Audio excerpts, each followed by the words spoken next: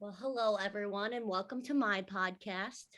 I'm excited to be here. I am Jennifer Fries, and how I know these amazing gentlemen is Jonathan. Pastor Jonathan Fries is my older brother, so he has the pleasure of having me as a younger sister.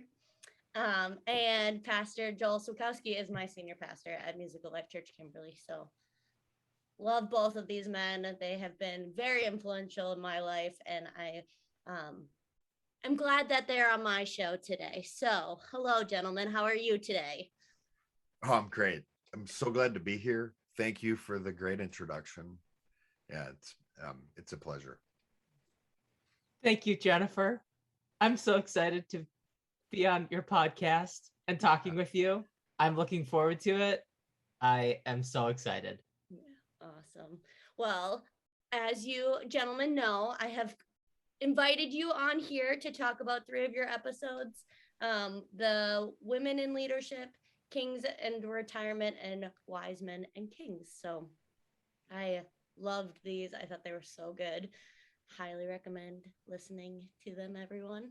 Um, on What the Flock and on the Music of Life Church Kimberly podcast as well. They're both amazing. So, with the Women in Leadership, I have my first question for you is, I believe you both have wonderful women in your life, you know, um, and did you ever have, I guess the first question is, did you ever have issues with seeing women as leaders in the church in your experience? No, not me. I've actually had really great experiences with women in church roles, and I would say I haven't always had a a great experience with what I was taught women should be doing in churches, Mm-hmm. which I think is why it was such an important topic for us to have. And I also know as a man, I'm not experiencing what women do in this area. Um, but from as young as I can remember, I grew up a pastor's kid. So my mom, and if you're talking back in the early 80s, back in those days when you were a pastor's wife, you were essentially the women's ministry leader in your church as well. Mm-hmm. So I grew up with my mom being a church leader to me. And then from that being my first experience, I think really just kind of formed the perspective that I would have about women in church and the impact they can have on that church community. So for me, from the start, it's been positive. Nice. Yeah, and for me, as you know, Jennifer, our mother was a pastor Mm-hmm. at a church. Now, um, I grew up knowing that women could lead um, in certain roles, but and when they started to get into pastor land was when women weren't allowed to lead, or elders, like being elders and pastors. And actually, my mom really helped me see that women could have those roles. Right. They could have any of those roles. But I didn't grow up believing that. Like my mom actually, she did a paper, like she wrote a paper that she gave to church leadership to kind of show that men and women can have equal, leadership roles within the church. And she brought that paper to me. It's something that I read, and that did kind of alter. Oh, yeah, you know what? I can see how men and women can lead side by side in really any of these church position roles. So I would say that I didn't always believe that. And my mom is actually, I think, the person that helped me see that. And she set up a pretty good case. So it was awesome. Yeah, Yeah. go Joanne. Yeah. Man, that's awesome. Shout out. Pretty Yeah. amazing. Yeah. Yeah. Yeah, and that's a great lead into my next question, which is, who is one of your favorite woman leaders and why? Mm. Oh, That's a great question. So, I mean, I'd immediately want to talk about our prophetess, um, Laura Lenhart. It actually reminds me, this is kind of in line with the first question as well. Me and Pastor Jonathan had the pleasure of being ordained together. We went through a really lengthy process. We were interrogated for, I think, 2 hours. Is that the right word, interrogated? It sounds a little brash, but I'll tell you what, it feels like the right word with what we went through. Oh, it feels definitely like the right word. Yeah. So I think it may have been one of the very last questions, because we not only had a pastor who was leading the interrogation, but we had a board of church leaders who also could ask us any questions they wanted, unscripted. And It's like a firing squad. it totally was. It totally was. And it feels a little like this. Jennifer, I'm not ready for all these amazing questions you're asking us. but anyways, Laura asked Pastor Jonathan and I this real big picture but really important question: do you believe women can be in leadership roles in the church? So I think she's a leader I really look up to, and she definitely is passionate about helping women become leaders as well. But that question, I remember me and Pastor Jonathan both at that time, our answer essentially, the both of us said, God will flow through women as powerfully and as strongly as he'll flow through men. So yeah, women definitely can be leaders in the church. She would be somebody I definitely look up to, and I know Pastor Jonathan does too. We're blessed at Music Life Church to have so many women leaders, though, so he'll have plenty to choose from. But she was the first one that I thought of, and primarily, I'll say primarily because of all the abuse she's taken to stand for what God wants her to do, and what God and on who God wants her to lead. She was the one who provided the very first home that we met in, that eventually became Music Life Church. So she would be one of the women leaders that I definitely look up to the most. Good choice. Yeah. Good choice. That is a great choice.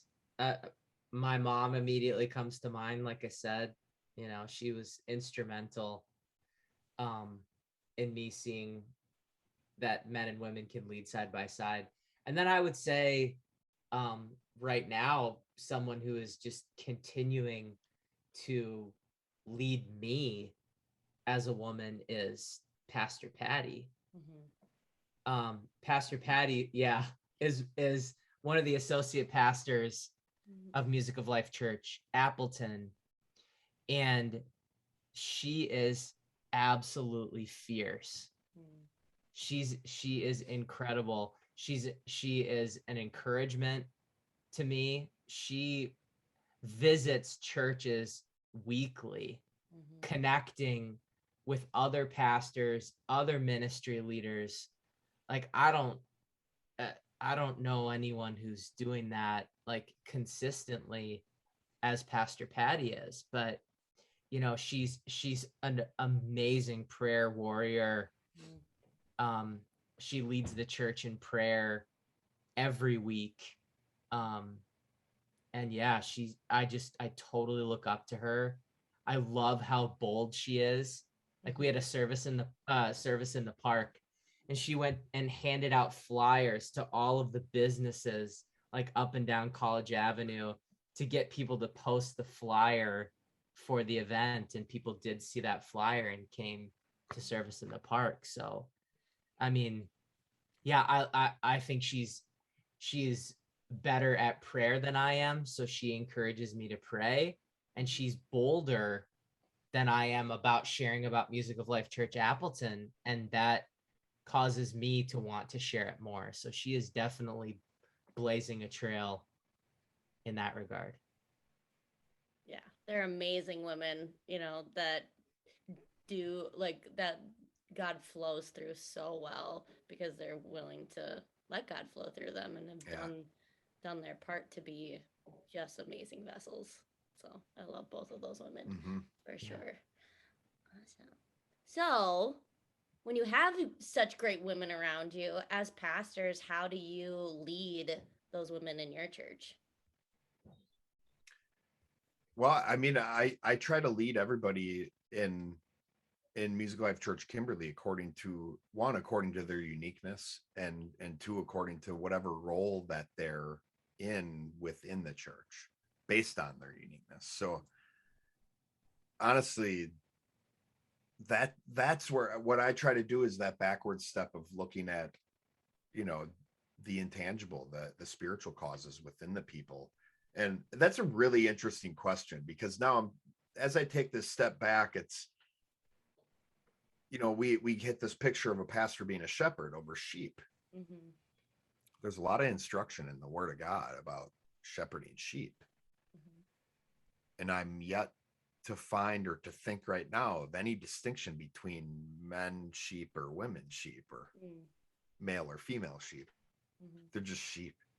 Mm-hmm. So ultimately, as a shepherd, I'm trying to look at the entire Music Life Church Kimberly as one person. And in fact, that one person, I try to look at that church as a woman, and as the bride of Christ, and the church is a woman. So I really think I see everybody, men and women, children, boys, girls, as cells within this body. Mm-hmm. And their function is different depending on who God created them to be, more than, man or woman, if you ask me. So that's my approach. Yeah, and I love that. I mean, I will say, like we have a ton of resources available as to treating people according to their uniqueness. One of the things that Pastor Joel and I both do is we treat everyone the same by treating everyone uniquely. Nice. So every single person we try to interact with them differently according to their uniqueness. And that's what's the same about how we interact with everyone. So man or woman, that is, and Pastor Joel, I mean, great answer. Like that is one part of their uniqueness, is the fact that they are a woman or they are a man. But in terms of our roles, it is to interact like the big picture, to look at the uniqueness of the whole body and interact accordingly. So yeah, that's how we do it. That's awesome, right? Great question. Yeah, it's not just about our gender or what, it's not. There's so much more to each individual than that, and the purpose they play, and recognizing that and being able to see the uniqueness that everyone has is just like so awesome. And it's cool how God has made us so different. Yeah. Right? And absolutely. What Yeah, it was one of the things that I will say is, one of my associate pastors, Pastor Patty's a woman, and Pastor Simon's a man. And I mean, Pastor Patty, though, in terms of how I lead her, she is a super woman. The amount of work, the amount of stuff that she can do far exceeds the amount of stuff that Pastor Simon and I can do together. We are both blown away by, how much she can do and all of those things. So, I mean, it's worth saying that men and women interacting with them, we do treat them uniquely. Right. But I will say that, in my eyes, women are super men. Yeah. Yeah. So why this topic? Like, why did you guys choose this topic? And especially as men and like being pastors, like why was this important for you guys to do episodes on? Well, early on in season 1, really a lot of the early episodes are me and Pastor Jonathan grabbing low-hanging fruit, if you will. Like, what are some really important topics, and some of the ones that we think maybe are the most obvious or the ones that people struggle with the most. And let's start building some momentum on our podcast and just start knocking out these areas where it's really a really simple issue. And that's why you look at all the episodes before this one, they're all very basic. We call them kind of like standalone episodes. Women in leadership, though, we start as simple as the answer can be. We're dealing with a lot of emotion and a lot of complexity because you're dealing with half of humanity. You're not dealing with just certain people who may have been hurt because they voted for somebody their pastor wouldn't have wanted them to vote for. We're talking about half of humanity here. A lot of times in churches being treated worse because of their gender. So that was one of the reasons it was really important, is because we knew women had been hurt in church and had been marginalized and had been limited in what they're able to do and how they're able to serve. But also we knew it would pave into this idea of leadership really well, which the rest of the episodes or the 2 episodes that came out after Women in Leadership really tackled leadership really, really hard. And I think the Women in Leadership just kind of opened up this box of like, oh, there's a lot more going on in this. This is a really important topic, one we really want to hit, and we want to hit it first. We want, and honestly, we want to encourage women to be like, yeah, we have your back. Like, we'll champion you to be pastors in churches and to be leaders and to be right alongside the men but also we wanted to touch on leadership in general. So it really opened the door for us to touch on to a lot of other topics as well. Yeah. And I think it's been our experience that women are naturally the ones that are leading more. There's a difference between, and we talk about it in the episodes, there's a difference between being in charge, having authority, and being a leader. Who is the gender that more naturally, I'm just saying, more naturally facilitates the purpose and progress of other people around them? Women. Yeah. It's women. Hands down. I'm sorry. I'm so sorry, but that is a fact. Yeah. That there is one gender who naturally is looking to facilitate the purpose and progress of others. And so when we say women in leadership, we're trying to pull apart this. What is the difference between being a leader and being in charge, which we touch on later, but that's what we see. We actually see women being leaders more often, more regularly, in more roles than any of the males that we see in the churches naturally. So we just, part of it, and one of the reasons why we love talking about this, is to just flip this whole issue on its head. Where it's, men and women being equal. How about this? How about this concept?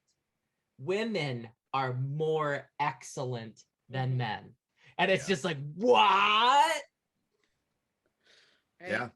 And that's part of it. So, that's one of the biggest reasons why we see it. Read all these stories and go back in the Word and hear about all of these women who were just killing it when all of the boys are botching it. It's like, that's what we're trying. Listen, there's something going on here, people. There's a truth that God wants us to see. And we wanted to bring that to the forefront and start talking about it and help people heal from that damage. Yeah, great answer. Yeah, that's good. Yeah. Because unfortunately, I do still think, like, within the church, there is this, like, boys club when it gets to, like, leadership, and it's just like, why is that? And then I think as a woman, then it's like, then the was it the loose side of the perspective is like, well, women should be equal then, because as long as we get to be equal, then at least we're invited to the boys club and we're sitting at the table with the boys. And it's just like, but that's not it. Like that's women being less than what they should be. But there is still, like, in business and in church, there's still that divide. So I think it's a really important topic to discuss, so that the church can become more, so that the church can grow. Because if we're just limiting ourselves to just be the same, then it's not going to reach its full potential. Right. Nice. Any Well comments said. on that? Extra comment? No, that's good. Yeah, it's nice having somebody who's motivated by teaching here along with us. It's great. Meet me a teacher. Yeah. Meet me a tea. So the second episode I had, or episode 13, was Kings in Retirement. So what has been your experience of leading and being leaders versus, interacting with kings, like people who just want to be in charge? Oh, it's been tough. It really has. We at Music Life Church, one of the things that both of our churches are passionate about is being leaders, having our church filled with leaders, and developing leaders. And so on like a day-to-day basis, it's pretty incredible, because I get to see the inner workings of our churches and how God has had us set our churches up. I do see this amazing interdependence and people in their roles, in their uniqueness, and really leading one another, whether they have a leadership position or are in charge of something or have authority in something or not. It's really incredible to see people live in that purpose. But we do see, and I know I have a lot of interactions frequently with pastors and the old guard, I like to call them, in the Fox Valley and beyond, of pastors and leaders who tend to, who I often see have this king mentality. And one of the first things I recognize, and how I'm able to recognize that, is one is who's speaking into their life, but also who are they developing? How are they replicating themselves?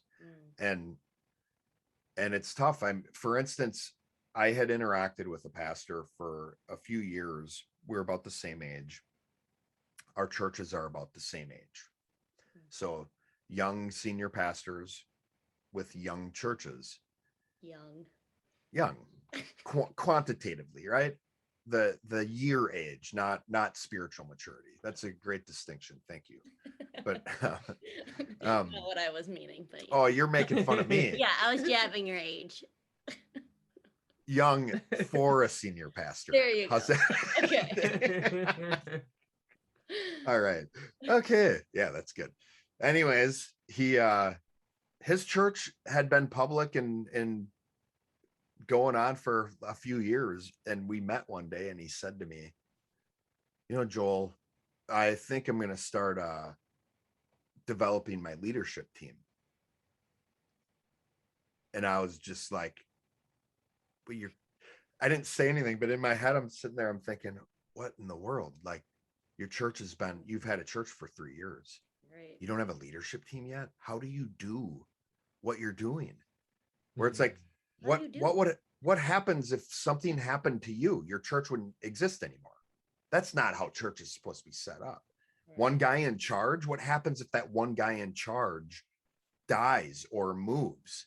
Or get hit by a bus? Or gets the hit by the bus analogy. I love that's a fun analogy. Or what if he gets hit by or wins the lottery, and then he's like, cool, now I can just be in charge of everybody, not just in a church.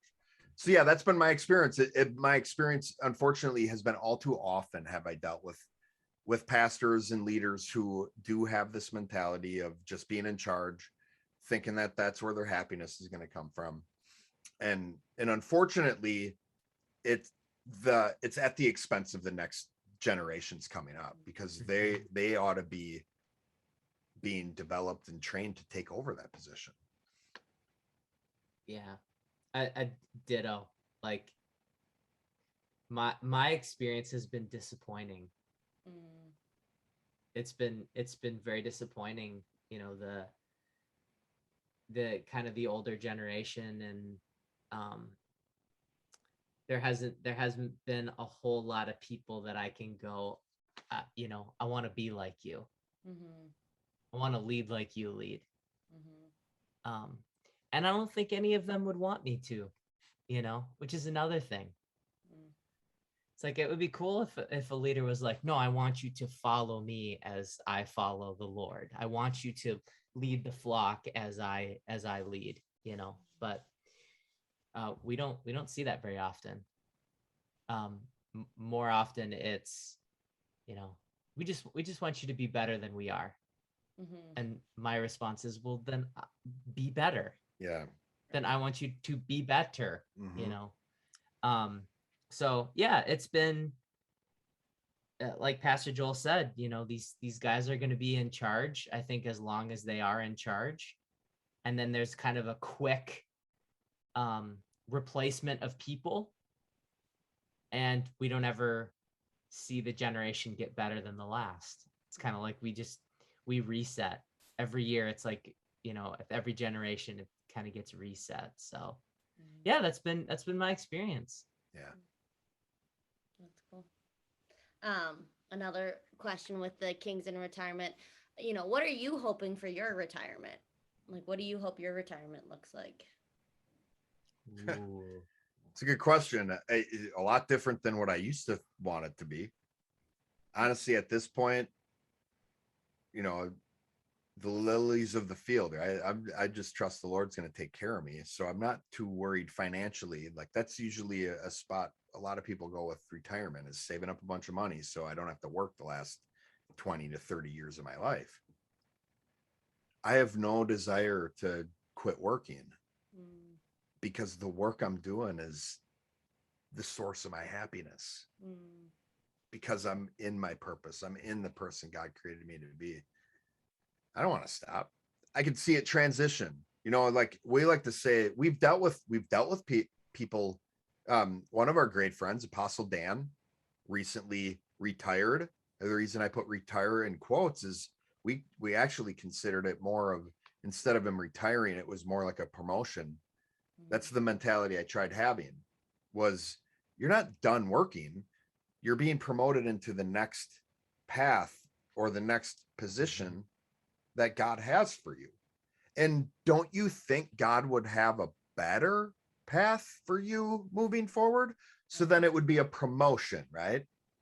That's just such a flip of perspective than what we have in our culture. It's hard for people to grab a hold of. So we've seen people retire in the right way and do it with the mentality of, it's not that I'm done working, it's that I'm done doing what I was doing and now it's time for me to do the next thing. And the next thing for me is going to just be more of a developmental role. Instead of me directly teaching like I do so often. Music Life Church Kimberly, a very heavy teaching church. A lot of times I feel like a college professor more than I do a pastor. right. The next role I have ahead of me is helping other people do what I've been doing, or helping other people do what God wants them to do, so that they can lead, so that they're equipped. Mm-hmm. Yeah, I'm hoping that um when I work on my garden, there's going to be some young, No. hopefully a lot of young pastors Mm, helping me work in the garden, and I can share with them stories about when I was a pastor. And that's exactly what Pastor Joel said. Um, Being able, like, the magic wand is, can I have 12 people mm-hmm. that are currently doing what I'm doing right now when I'm older? Like, that would be so amazing. Like, imagine that, Pastor Joel, you have 12 teachers or 12 pastors that you are investing into, and that becomes the job. Yeah. Or I have 12 pastors who I'm investing in and helping them do their job. It's like, that would be amazing. Mm. why would I ever want to stop doing that to go and hang out on a beach and do nothing? Exactly. Bring them up, bring them on the beach with you. Yeah, You know, like sit on the beach with them and tell them, you know, like oh yeah, that would be amazing. oh what? Yeah, To that's be the able dream. to do that, you know, and that's where it's like there is an element and I think that's part of the disappointment, where it's like Pastor Joel and I do have this element of we do need to help our leaders, you know, teach them and help them and, you know, train them as well as lead them, because we don't have a lot of resources. The resources that we do have, the people that we do have in our lives to help train the people that need training are world class. World class. They are absolutely Yep. phenomenal trainers. There's just not enough. Mm-mm. There's not enough of, you know, the older generation that can sit down and take all of their understanding or all of their experience that they have and help me get it. Right. Most often it's, you know, it's such an axe to grind. Most often it's do what God's telling you to do and pray. Right. And that is amazing advice. I love that. Thank you. Thank you. Thank you. But if I can get more than that, I want more than that. If God, and I believe that he can flow through someone more specifically than talk to God and pray in terms of that's how I'm successful, then I want to talk to that person. So yeah. That's something Pastor Jonathan and I have connected over in the last couple of years, and a lot of it probably while we were recording some of these episodes is really this disappointment, like he said, of like we don't have, like, who's the pastor who's sowing into our lives? Right. Who's the guy who's been a senior pastor longer than us, who can invest into us and who can mentor us? Again, we have people mentoring us and investing into us, but the guy who down the road from us has been pastoring a church for 25 years. Right. We don't have enough of those. If like we have maybe one of those people, and that's the Pastor Dan, and now Apostle Dan. But other than him, it's like we don't have enough people wanting to meet with us, let alone wanting to invest into us to help us become better senior pastors in the churches we have. Right. And I wonder if that's because those pastors didn't have that support system around them while they were pastoring, right? And so then when it came to, okay, now it's time to retire. Now, hey, can you actually invest more instead of like just checking out? Can you actually invest more of yourself and more? And then they're like, no, I'm exhausted. Yeah, that's You a know? good point.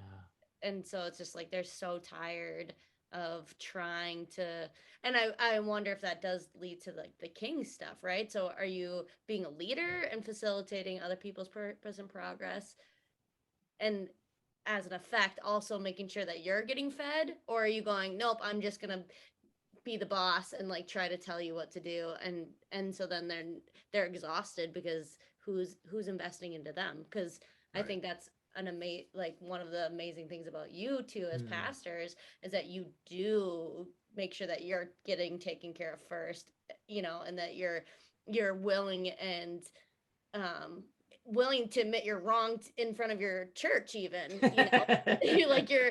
You've done it for me, and it's just like you're willing to do that, and that helps you, you know, grow and become better pastors, and then you're not drained from doing the calling that God has put on your heart. You know, it's like but I think a lot of these pastors get to retirement and they're like, I don't have any energy left, you know, and that's unfortunately, I think what you guys have experienced is these pastors don't have any energy to invest in you. So then they give a good answer, which is pray about it and God will lead you. That was the answer I was given. It's kind of like the high school thing all over again. Well, I'm a senior, no, you're a freshman, so you learn how I learned. Here you go. And they're like, I'm out of here. Peace. Or make sure you take time to rest. And I'm like, I don't know what your definition of rest is, but I've hear that a lot. And you would know, Jennifer, you're in the education field. There's a lot of burnout, is what they call it with educators. Right. And pastors experience that too. Right. Pastors experience burnout, but they don't get the summer off. Right. So not that I'm not saying teachers shouldn't. Right. But what do pastors tend to do then is Try to take the summer off. Yeah, they do take the summer off. They either close down all the programs and everything in their summer, or invite in a bunch of guest speakers, or go on a sabbatical, or there are ways to try to gain that energy back. But gaining energy from not working doesn't give you energy. It doesn't work. So yeah, that's burnout is a real thing for sure in the church, just like it is in the education system. Yeah. So what do you guys like? I guess the question is do you ever feel burned out or like lack of energy, and what do you do to get that energy back? Yeah, I think for me is there are times that I do feel burnt out. And what that means is that I'm not sharing. That's all that means for me. Like when I get burnt out, it's I'm not sharing either. I'm not sharing the things that need to get done. So I'm bearing too much of the responsibility. Like I'm doing too many things. Like I'm not delegating. I'm not working with the team that I have. I'm, essentially trying to take control and be in control. Or there's something that I'm frustrated. And again, like if I'm not sharing, it's like either I want to be in control, I want to do it, I think I should do it, or I'm not getting wise counsel myself, and I'm not asking for help, or I'm not asking for someone to do it. I'm acting like a teenager, where it's like I want to be the one that figures out how to do this because I want to get credit. And I want to be, I want to have everyone say hooray, or I want to have God say hooray. And God goes, what, why am I going to hooray that? Like you're not an island. It's like anytime that I've been successful it's been because I've brought someone else into what it is that I'm trying to do. I'm not ever successful of myself by myself. God is constantly directing me to draw on other people, and that's when I get burnt out. So I know that I'm trying to be in control and I need to give up control.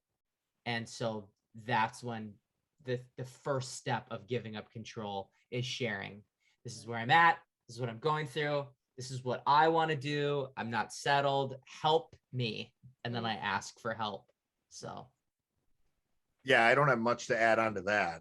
That's an incredible answer. Now watch me go for 15 more minutes. That's what I do. I have no commentary. Actually, I have a ton. That's what I do. Your answers have been, I feel the same way, man.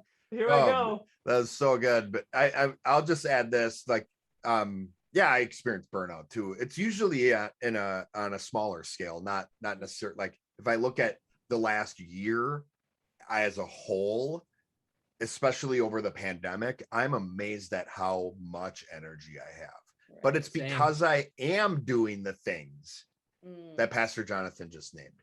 Once the pandemic hit, our churches really increased the amount we shared. We tightened up because we knew we would need to rely on each other more.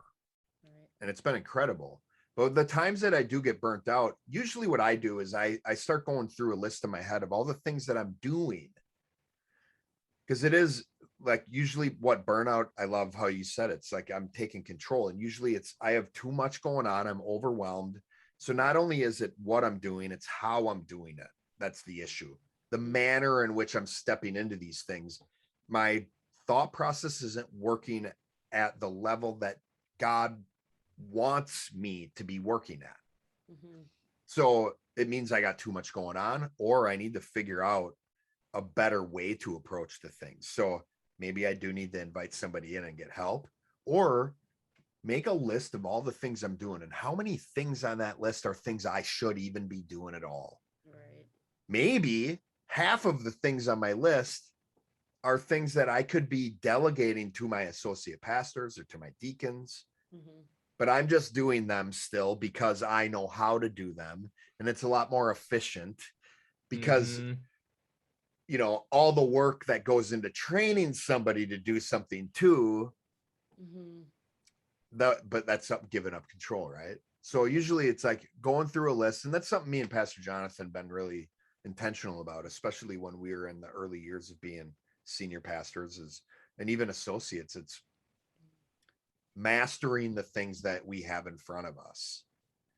And as soon as we've mastered them, training somebody else to do them. Nice. Unless it's a specific thing to a senior pastor, I should be doing that with everything in my life.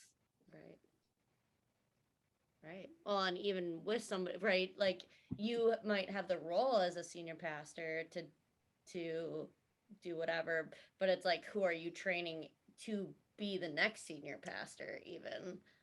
Or who's helping me be a senior pastor, right? That's great.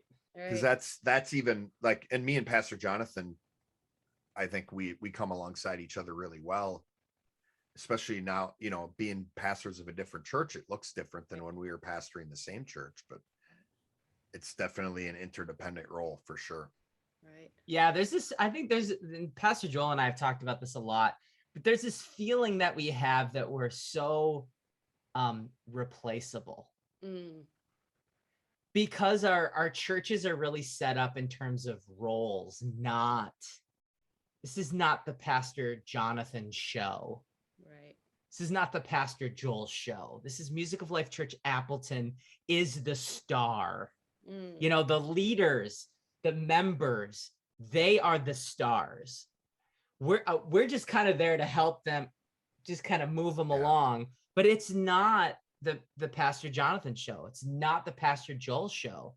So there is this feeling of like, for me, of, ooh, I could be replaced.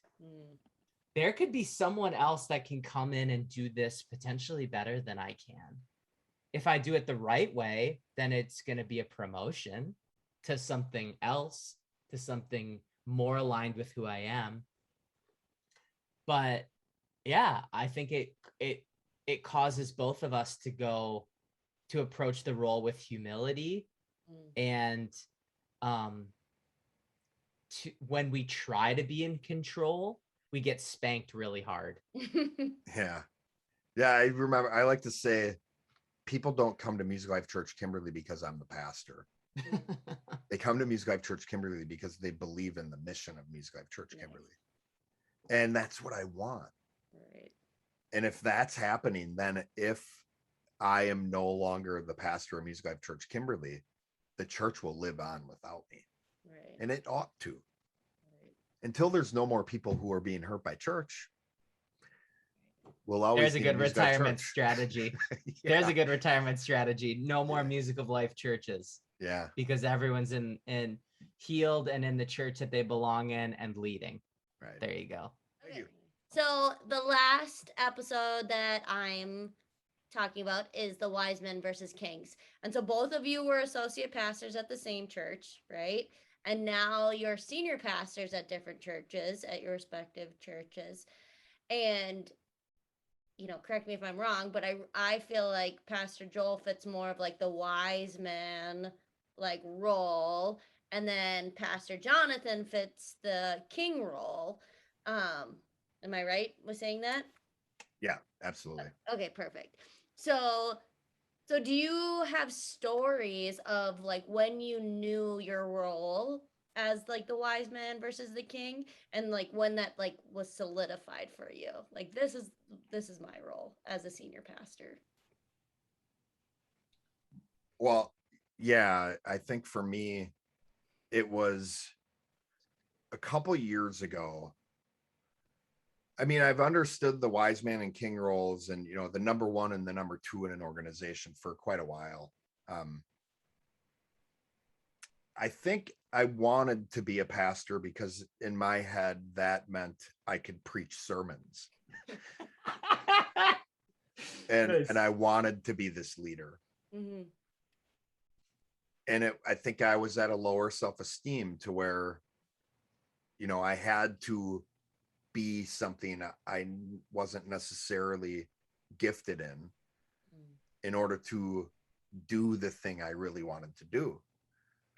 Once I grew my self-esteem though, and the more and more I've understood who God created me to be, and really to the point where I do feel like a college professor a lot. Like I feel like that's the role God created me for, to be a college professor. I do it in a church, but I am a college professor.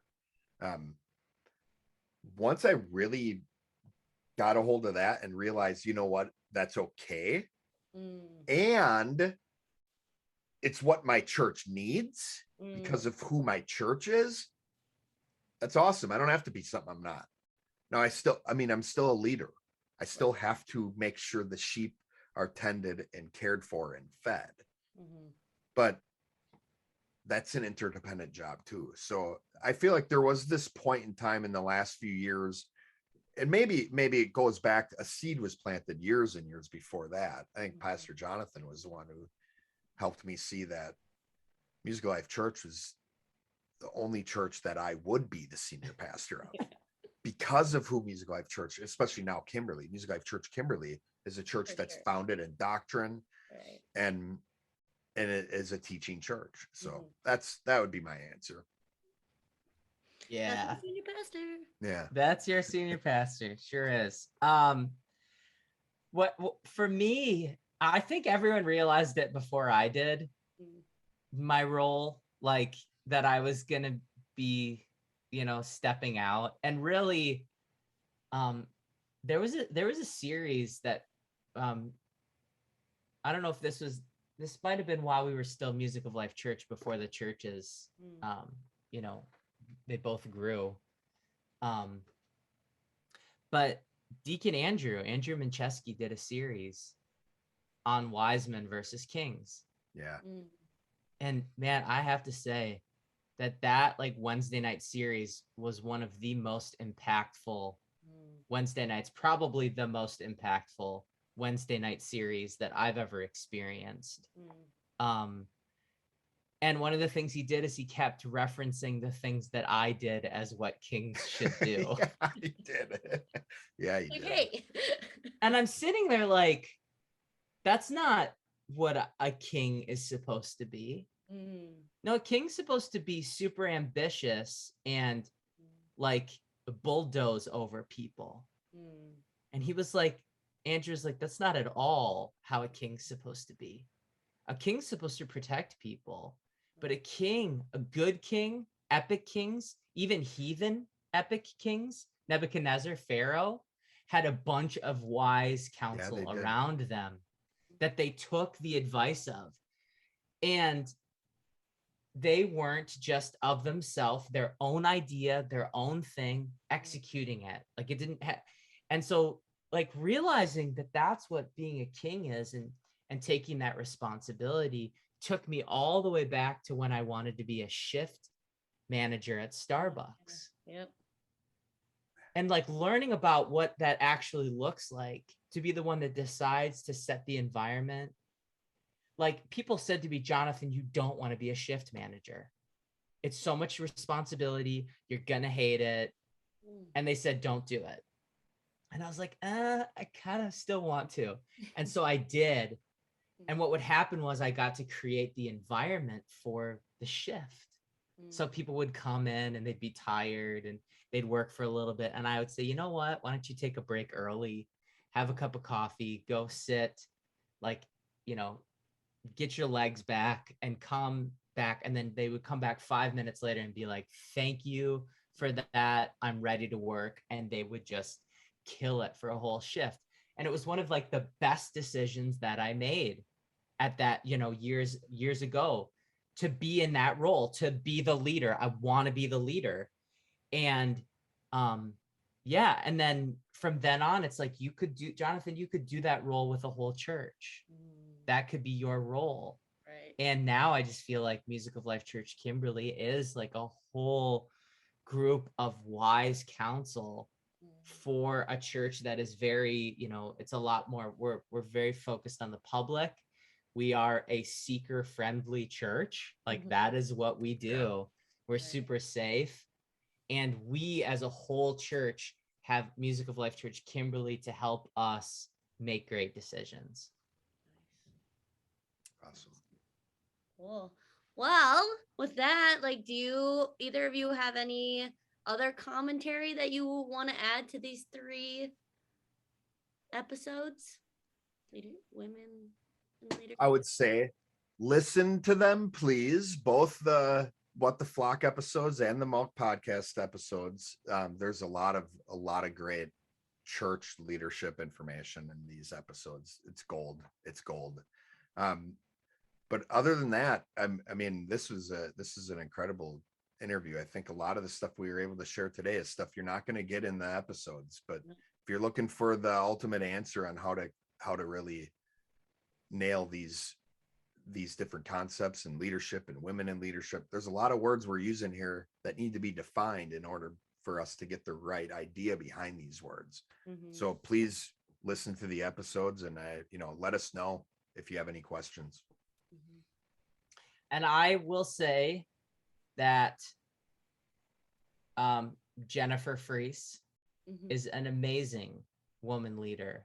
And now I know that if any women are listening to this episode specifically, and you want to take your game up in leadership, or you feel stuck as a leader, or you don't think that you can be a leader, if you feel insecure, if you feel like you can't be your true self, Jennifer actually has a program to help women unmask themselves.